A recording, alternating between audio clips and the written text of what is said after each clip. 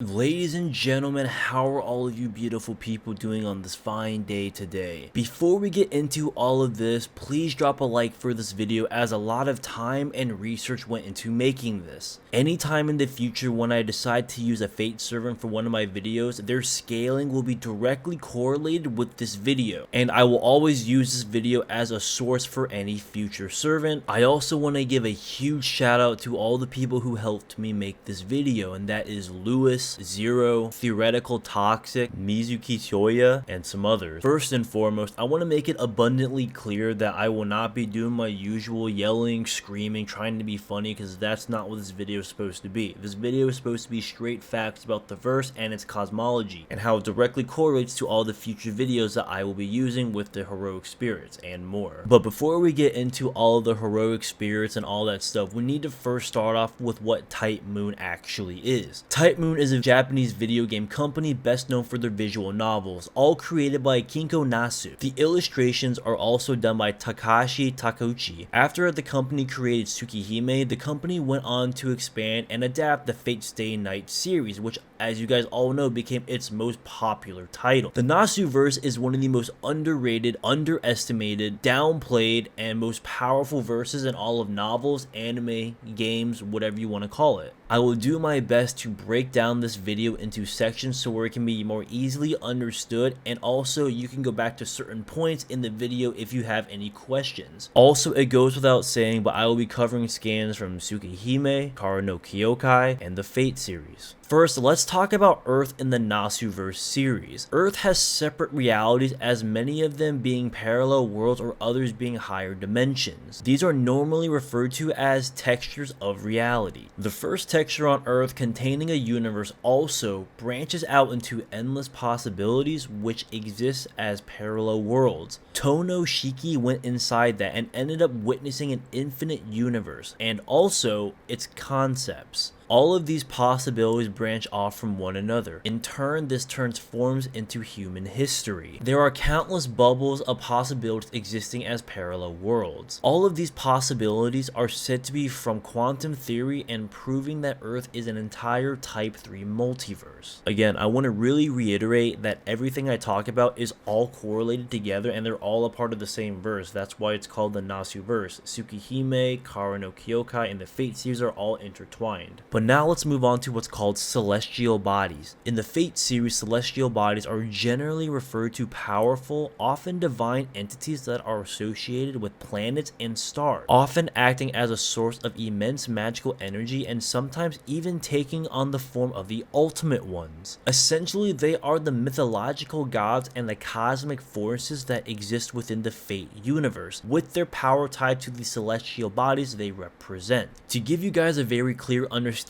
on what the most notable celestial body is, that most notable celestial body is actually archetype Earth. Again, still talking about celestial bodies, every planet follows its own concepts and common sense or logic, and consistently contains its own cosmos, which is why when the ultimate ones come to Earth, it's hard to combat them as they embody concepts different from the Gaia concepts. We will talk more about the ultimate ones later on in this video though. True ancestors like Arcuade, who are the personification of the world's will and consciousness, are also amongst one of the strongest in the cosmos. Celestial bodies having wills are also rooted in ancient Greek thought, as it is said that the microism, which are humans by the way, are the same as the macroism, also known as the cosmos or the world. A notion rooted in ancient Greek thought, by extension of the world itself, is regarded as a living entity, just as postulated or proposed by Plato and Neoplatonists. 5 is Aristotle's Book of Elements,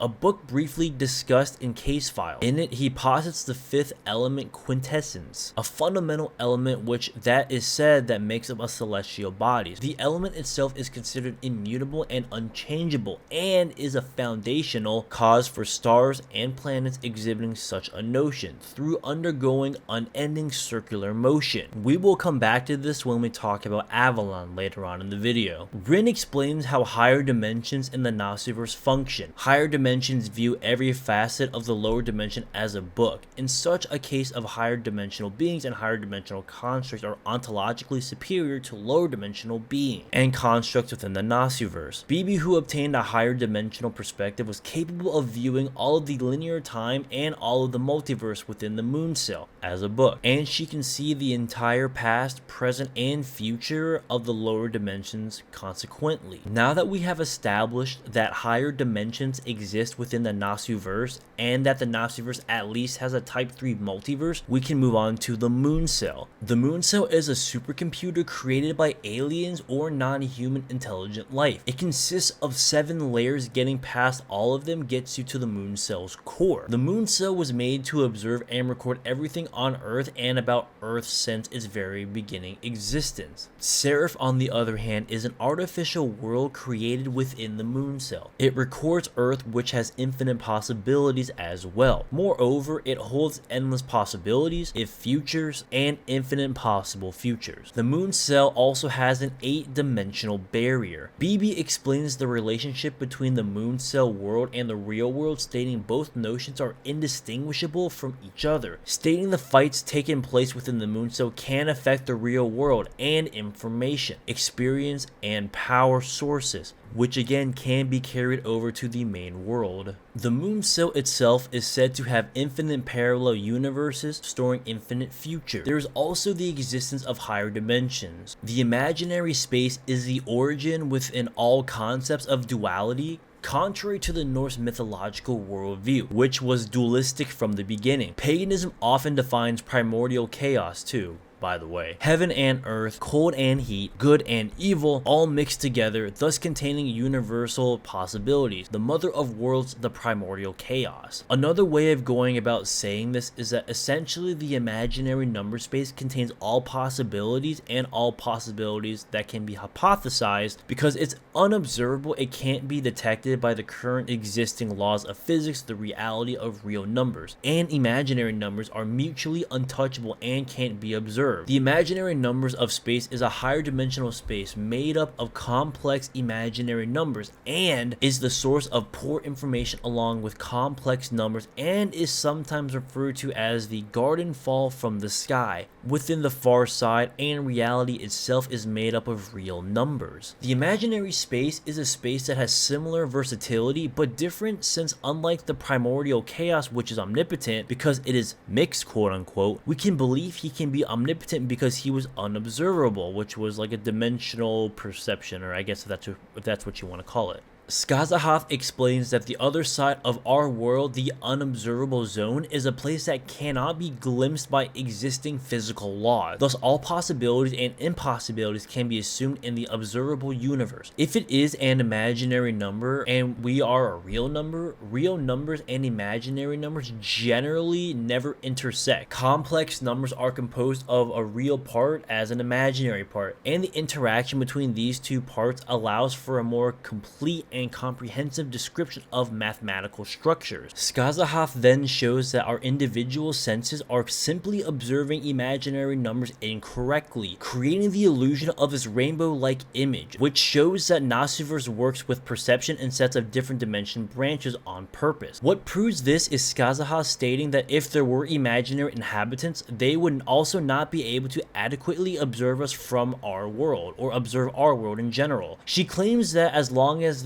there's a disconnection, or at least that disconnection exists, real and imaginary numbers are mutually inviolable and cannot hurt one another. According to the explanation of the gods, we cannot see or touch anything unobservable. The reason why the imaginary number space is so important to the Nasuverse is because it contains all logical possibilities and all things in the multiverse. Establishing the imaginary number space means all logic exists with infinite possibilities, and it encompasses all things that hold logic, duality, and more. This leads us into what is called the Cage of the Fallen. In the Seraph event within Fate Grand Order, Kiara created what is called the Cage of the Fallen. The Cage of the Fallen boasted several levels of extra temporal dimensions, and beyond that of anything within, the Seraph at the very least is beyond the standard space-time continuum, as well as outside thought and knowledge, and cannot be reached by lower spaces. But now let's go talk about the reverse side of the world. world. Remember guys, Joan d'Arc ended up in the reverse side of the world at the end of the series. Damn, she's so beautiful. Now in this realm is where gods and phantasmal beings retreated to after the end of the Age of Gods, a realm incompatible with the laws and rules of humanity. If there was any tear within the textures, the gods and phantasmal beings will return to the modern world, and it might cause conflicts between them and humans. This realm is clearly higher dimensional, as it's where the gods retreated to, and the gods in question are said to exist in higher dimensions. Not once but twice, even Ishtar the goddess herself confirms that, transcending borders and regulatory frameworks. On the imaginary space, the reverse side of the world contains all possibilities and logical coordinates. If we use all the information that was given so far, we should honestly already be at high outerversal, high 1A at the very least, and possibly higher with deeper texture. Alright, now let's go on to Avalon. Avalon is very important to the whole Nasuverse. However, it's important to note that not all heroic spirits scale to it. Although servants like Castoria, Arcuate, Golden BB, and more do scale to Avalon, not all servants scale to this place. For example, Muramasa. The inner sea of the planet is an all-encompassing plane of existence that encompasses both higher planes and lower planes of textures in the planet. It's a name made synonymous with Avalon. It is regarded as an unreachable utopia, which whatever humans regard as paradise is a pure imitation of it. The celestial egg which exists is within the inner sea of the planet,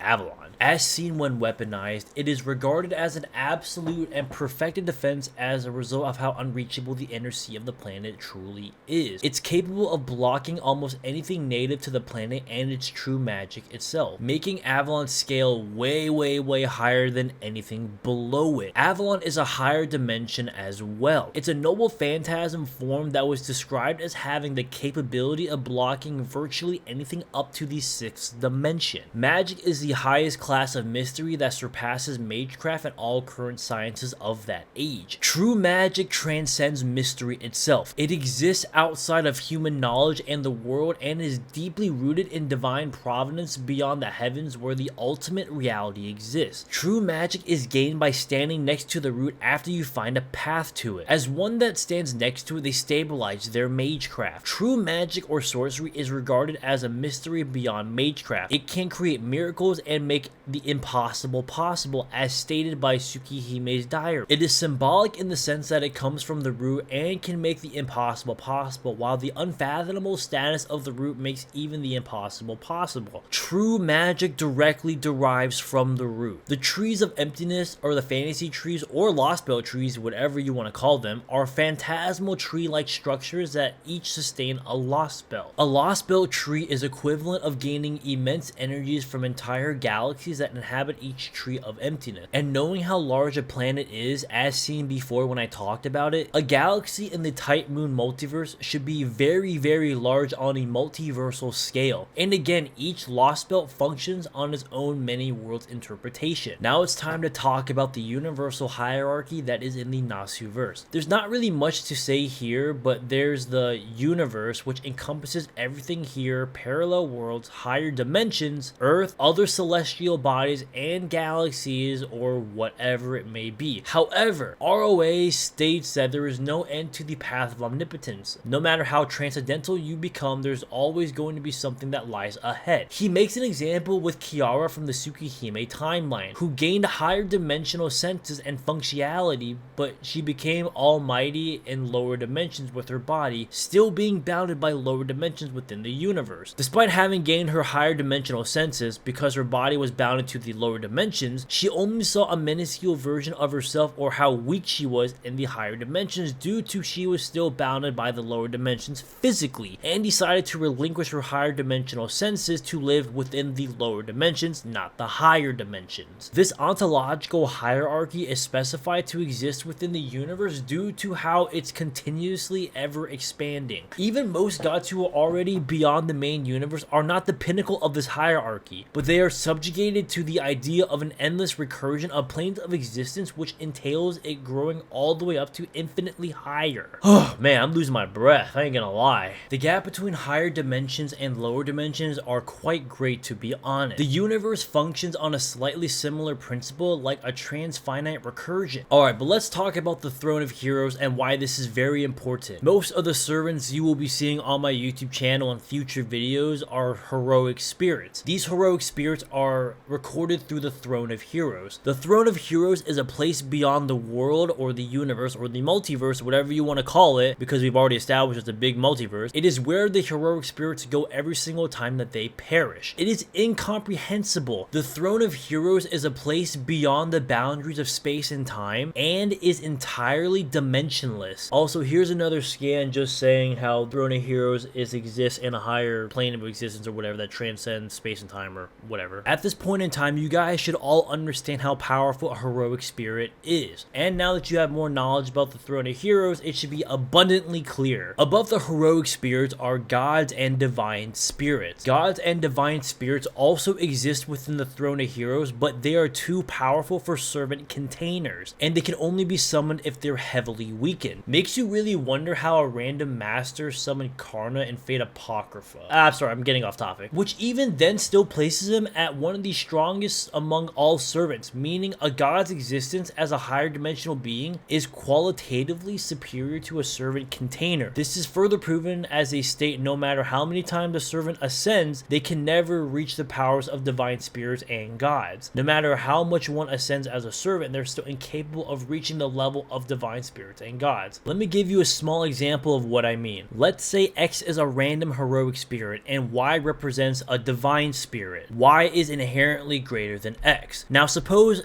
X ascended, you now have X squared. For all Y is still greater than X. In this case, Y is greater than X squared as well. You guys get the point. Also, if it wasn't already mentioned, humans are entire dimensions below gods. Magecraft itself are entire dimensions below the magecraft from the age of the gods, and a fragment of the divine spirit's power. Magecraft of the humans will never be able to reach the level of the magecraft of the gods. Not even all supercomputers around the world could contain the level of information. Even normal mythological gods are beyond the universe and possibly the universal hierarchies. A god like Arjuna Altar can shatter an entire universe effortlessly. Zeus possesses authority over infinite things and is tied to concrete and abstract planes. Gods like Zeus have infinite abstract planes of conceptual defenses. Other than divine spirits, which are above the heroic spirits, there are also outer gods in the Nasuverse. Some of the known outer gods in the Nasuverse you may know are Cthulhu, as the entity is represented by Hokusai, or BB is known as Nyarlathotep.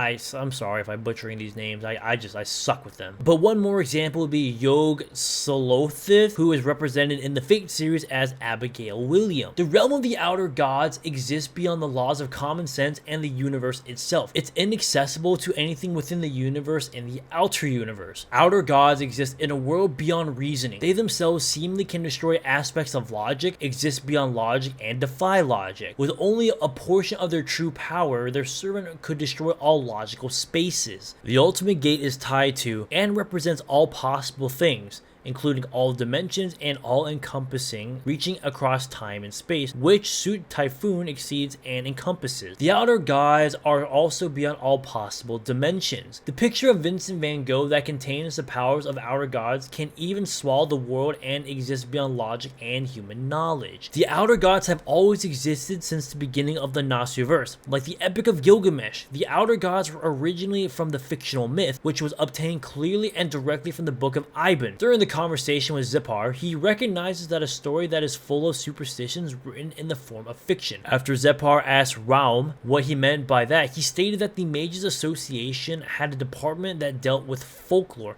which is considered a secret department within the Mages Association. He then claimed that he wanted to combine legend with superstition, which could achieve by creating a town that he believed in superstition, which would conduct several trials, being the Salem witch trials, on them until he received a result. The result he wants would not be derived from the truth, as they cannot save humanity from the truth. Its key lies in the superstition made out of fiction. Fictions are about beings that do not exist in the regular universe. The universe refers to the entire universe of logic, right? And this would include all of the verse's outer dimensions and everything within that universe. Outside this universe, logic ceases to exist. Round was talking about fictional beings that were not from the Nasuverse's inner universe. Zepar heard this. He was shocked because he believed it was completely impossible, as it would require Zepar to open paths to alternate worlds that did not exist even in parallel dimensions. But let's bring it back to the ultimate ones that I talked about earlier in this video. The most known ultimate one was Archetype Earth, or better known as Arcuade. Looking over the cosmology of the ultimate ones and why they are so powerful is because every planet follows its own concepts and common sense, and consistently contains its own cosmos, which is why when the ultimate ones come to Earth, it's hard to combat them as they embody concepts different from that of the Gaia concept. True ancestors like Arcuade are the personification of the world's will and the consciousness that are also amongst one of the strongest in the cosmos. Planets and celestial bodies have their essence, and it is one of the highest emanations of the root within a sensible world, and each celestial body has its own entity that personifies it. As a matter of fact, there are many ultimate ones as there are celestial bodies in the universe, with each being its own, often being believed to be archetypes. An example of how powerful ultimate ones are is ORT,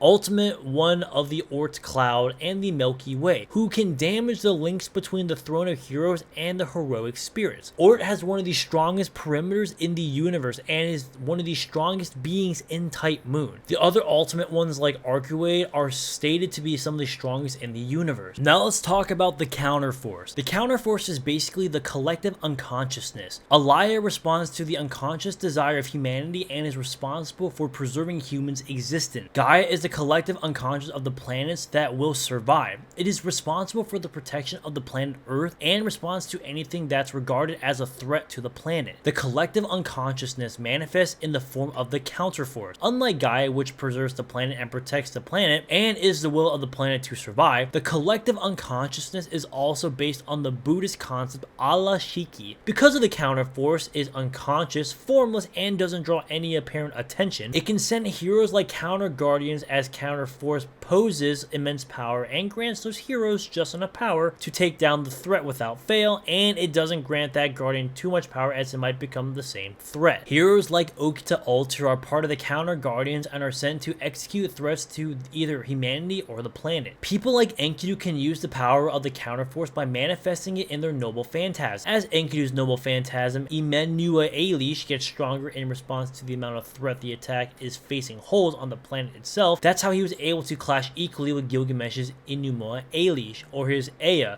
when that was threatening to destroy the planet. It's basically impossible to destroy the planet Earth because of the multiple safety mechanisms it had, mainly being the counterforce. So no, nobody from the Dragon Ball universe can blow up the planet in the Nasuverse. The planet alters its physical laws according to the dominant that live on its surface. This was responsible for the separation of the textures of deities and humans, as they function under laws that were incompatible with one another. The collective unconsciousness stores countless records and amass countless powers in order to ensure the continuation of human history. It is a vault of souls that will continue to exist as long as humans' order persists, a loan shark that has no limit. Alright, now let's get on to the origins of the Nasuverse. The origin is described as what you would see here on the screen and would be described as the following. The origins themselves are actually Platonic. Also, the origin of something is the defining truth of something it's implied to trace onto infinity. This implies that there are infinite planes of existence, each origin getting deeper and reaching deeper and deeper. It is very symbolic of the theosophical notion of Neoplatonism. There are also other theosophical notions such as Kabbalistic and Gnostic worldview, just not at once, of course. As well as the Chinese mythology of Taoism was directly referenced in the novel of Karo no Kyokai, the ultimate ones being the highest manifestations of existence within their own planets, and also they are called the original ones. Add to the fact that the true ancestors who have limited access to the Akashic records using their marble phantasms are aspects of a single ultimate one. Thus, they themselves might be the origins conceptually. The Holy Grail is a chalice that received the blood of God, a holy relic of the highest grade that is capable of granting any wish. Its main purpose is to create a hole to reach the ultimate reality. It pierces the hole in the world to create a pathway to the root, where enlightenment or true magic awaits. The dress of heaven, which makes it the use of the third magic controls the greater grail itself. It is imbued with third magic such it can materialize a soul momentarily. It contains 7 rings which are said to control creation and the souls of others. For reference, the third magic is the materialization of the soul, in other words, the magic that realizes true immortality. This is the magic of the Einsburn lineage and the Holy Grail War, which was established to acquire this certain type of magic. In the Type Moon franchise, the material world is composed of anything that can be explained by materialistic explanations. It is subject to change and is said to be mutable, with the prediction that it will one day crumble. This contrasts with the Akasha, which remains an immutable and unchangeable record of creation. The Akasha is an aspect of the true Godhead of the Swirl of the Root. The material world is often depicted as less than the real Godhead, even being described as a dream or illusion. The third personality of Ryogi is so deeply connected to the root that it's almost impossible to distinguish her from it. If she were to exercise her power, it would be meaningless, akin to dreaming. It is said that the mind is corrupted by this fallen material world. Reaching the root is akin to leaving this false material world. The swirl of the root is immaterial and fundamentally unchangeable. It is the ultimate truth, the place where origins are cycled within the great Akasha. A journey to the root represents a departure of the finite and mutable material world towards the infinite and immutable realm of the root, the ultimate truth. All things being fundamentally nothing and everything being confined by Maya, which can be escaped through reaching nirvana through earthly desires, which is rooted in Mahayana Buddhism. Now that we just got done talking about the Holy Grail and then the material world and then the origins, we can now focus solely on the swirl of the root. But before we get to the swirl of the root, we need to first explain what the swirl of the root is. The swirl of the root is a metaphysical location that acts as the force that exists at the top of all theories in every dimension, as well as the source of all events and phenomena in the whole entire universe. To begin things off, the whole entire of the swirl of the root is already from the idea of Hermeticism. The Akashic records are those all-encompassing forces that exist everywhere. The realm stores everything containing all possibilities and what-ifs and even impossibilities, otherwise called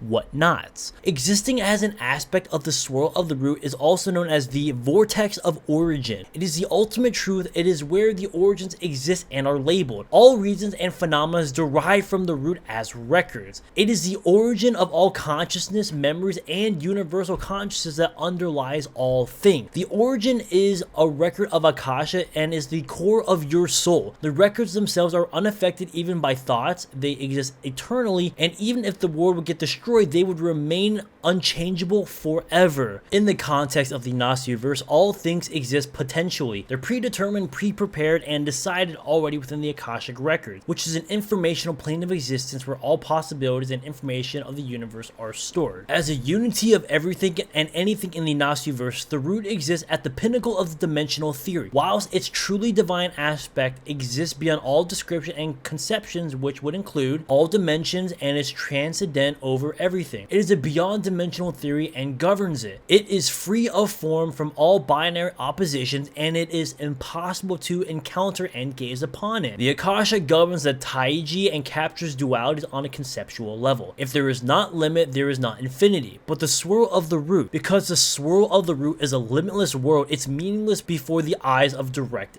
death. Because of its transcendence, it's understood as simply being beyond the material world. It's understood as a radical state of being free from all restrictions, where even definitions and names limit it, making it finite. Because of all definitions of something means that something is limited by its definition. An under-differentiated state of reality where divisions can't arise from. It cannot be described as P or negative P, as the realm cannot be captured by any form or language. It is transcendent over even logical duality such as P and negative P. Akasha is beyond everything, even things that can be described in more than one state of truth, such as Alice's ploys, referred to as things that exist but shouldn't really in reality, and exist as a mathematical paradox. The swirl of the root is also known as Amala Vijanana. Oh god. Amala's consciousness, otherwise called pure consciousness, or Amala consciousness, and the lines of death are a stroke of the afterlife released from nirvana that bestows peace to all things. It is transcendent over everything, trivializing the concept of infinity on any level. Infinity is nothing else but a room to it, where the concept of infinity is twined with the concept of finitude, and infinity is defined through the limits of something as the true nothingness, the denial of end beyond the constraints of infinity. The swirl of the root is entirely beyond the yin and the yang, beyond the binary existence as a whole. Now, with all the swirl of the root and the Akashic records being talked about, this leads me to my next point, which is called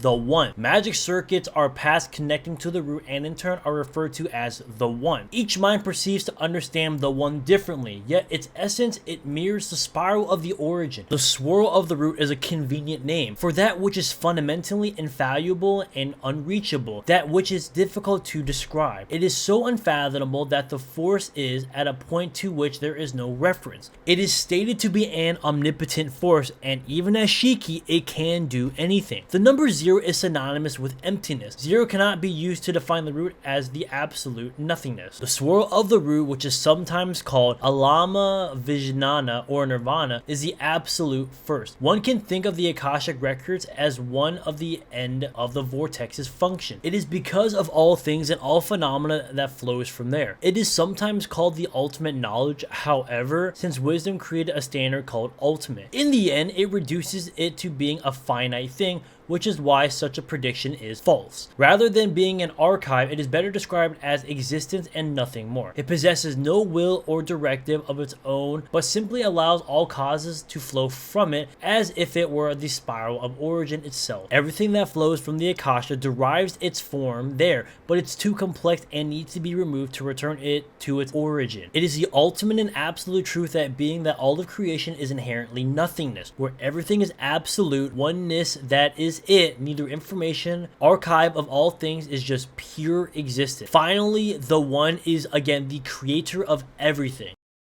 Now I can touch upon each part of the video that I talked about, and I can tell you their tiering based on all the information that I gave. The celestial bodies are probably high hype reversal or arguably low outer, but I would say high hyper for the sake of this video. But the moon cell is also outer reversal, but likely higher than the celestial body. The reverse side of the world and the deeper textures that I talked about earlier are easily high outer given all the information that I did talk about, likely higher than high outer. The imaginary number space is easily high outer versal. The lost belt trees that I talked about before are also high outer. The universal tree and its hierarchy is transfinite layers into high outer, putting it at a near 1S tiering, which is again above 1A. The throne of heroes is easily scaled to high outer and possibly 1S. Again, this means that any heroic spirit that was recorded in the throne of heroes is high outer at a bare minimum. These type of heroic spirits include Artoria, Tamamo, Karna, Ozymandias, and Okita, but these are just to name a few. The divine spirits are scaled to 1S or even higher than that. The ultimate ones are even higher than the divine spirits, so they're higher than 1S. The origins are far higher. Both of the Akashic records and the swirl of the root are easily far higher into 1S, and that is where the ultimate ones are being scaled to, like Arcuate. To put it simply, the swirl of the root, the Akashic records, and the origins are infinitely layered higher than anything I previously stated. People really downplay the Nasuverse, but in reality, once again, it's one of the most overpowered verses in all of novels, anime, whatever you want to call it. Let's take Joan d'Arc for example. She is easily beyond high outer because of her being recorded through the throne of heroes. The Nasuverse has countless servants, Joan d'Arc included, but being beyond powerful in terms of scaling. When I do use fate servants in the future, I will always refer back to this video as it gives a very accurate representation of how powerful each individual servant is. Using any fate servant in almost any of my videos seems unfair due to the nature of them being recorded through the throne of heroes, or even being more powerful than the throne of heroes. Like, let's say I were to talk about Karna, right? One of the divine spirits. It would be absolute overkill. Like, what? Dude, Karna literally one-taps multiple verses. Like, I don't think you guys truly understand how powerful divine spirits are. And these are just divine spirits. We don't even need to talk about, like, Ryuga Shiki or Arcuate. But I will still make a video anyways about these characters because I'm a huge huge Fate fanatic. I mean, have y'all seen my FGO account? Yeah, I know, spent a little too much money on that. MP5 Jolter, fuck off. The Nasuverse is beyond powerful, and I hope I explained everything clearly enough for you to all understand. If you made it to the very end of this video, let me know who your favorite male servant is and your favorite female servant is. If anyone has any questions about the Nasuverse, direct them to this video as I pretty much explain it to the best of my ability. Hopefully with this video coming out, you can expect a lot more Fate servant videos, which I am planning to do. The people who actually downplay the whole entire Nasuverse genuinely have no idea what they're talking about. So anytime you're talking about scaling, I guarantee you, no matter what wanked scalings you use for like DC or Marvel, none of them will ever